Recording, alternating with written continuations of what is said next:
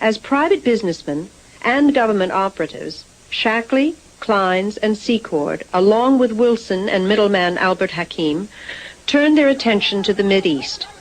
They supplied arms to Mideast governments while skimming off huge profits into hidden bank accounts around the world. They secretly supplied weapons and military intelligence to Nicaraguan dictator Anastasio Somoza and helped the Shah of Iran eliminate his enemies. There is an early bond between Iran and Nicaragua. The bond is this secret team of men.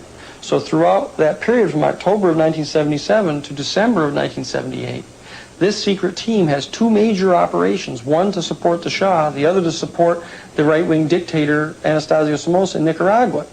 This was their world at that time. The Shah collapses in December of 78, and Anastasio Somoza collapses in July of 1979.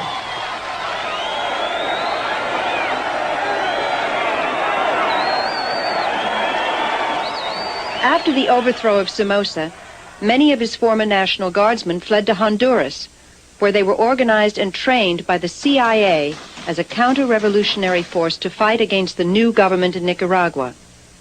They began to create the Contras, to try to do the identical thing that was done by the supporters of Batista against the Cuban revolutionary government back in 1959.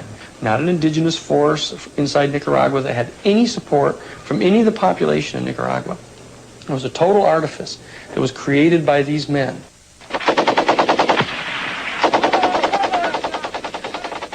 These are young men and women who gave up everything they had, and they fled a totalitarian communist regime.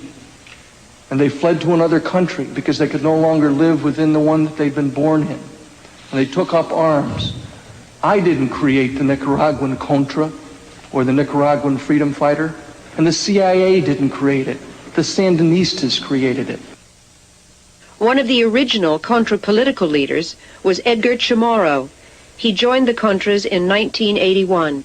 I became involved with the Contras because the CIA, using people from the White House, they invited me to be one of the Contra leaders.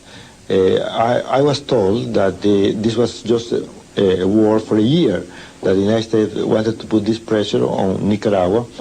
But then after a year or so, I found out that this was not the case. We were being used to deceive the American people. We were used to lie to Congress by going to tell Congress that the purpose was a good purpose, to bring democracy, but in private we were being told something different. So I felt that this was a big lie. After several years with the Contras, Chamorro became disillusioned with CIA influence on the Contra movement and quit. Still a critic of some Sandinista policies, he is yet a harsher critic of the Contras. The tactics used by the Contras were tactics of terrorizing civilians, making situations where civilians were getting killed.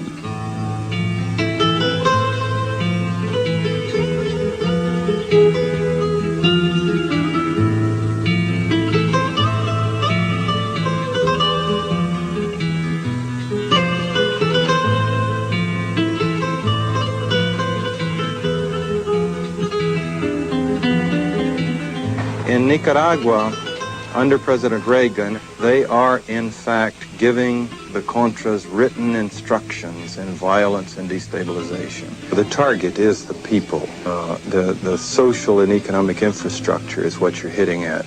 It's not a bloodbath. It's like you go into a village and you kill a few people to make your point. The purpose is to disseminate terror, traumatize the people. We're not killing Sandinistas in the capital. We're not blowing up their homes and terrorizing them. We're hitting at the people throughout the interior of the country.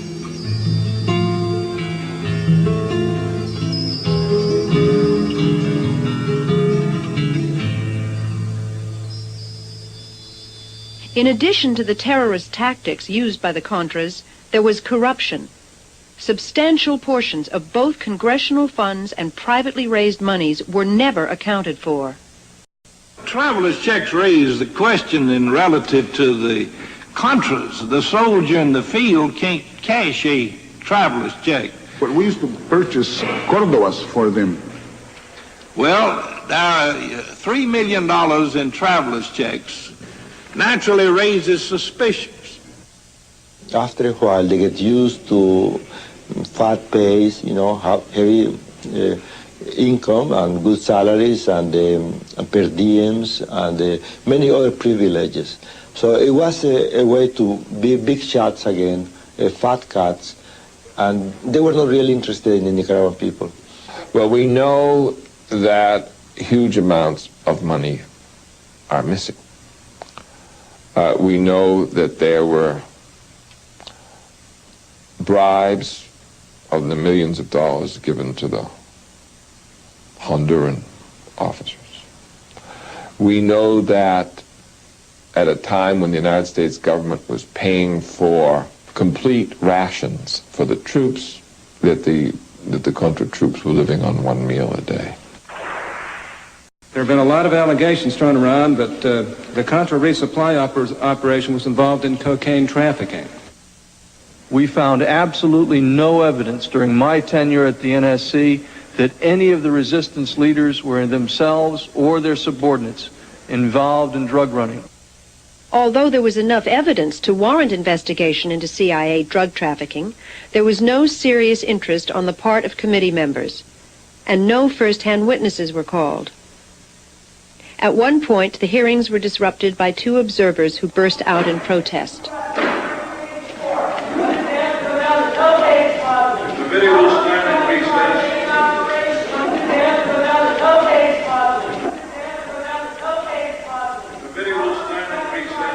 For these actions, the protesters were handed down stiff jail sentences of over a year each.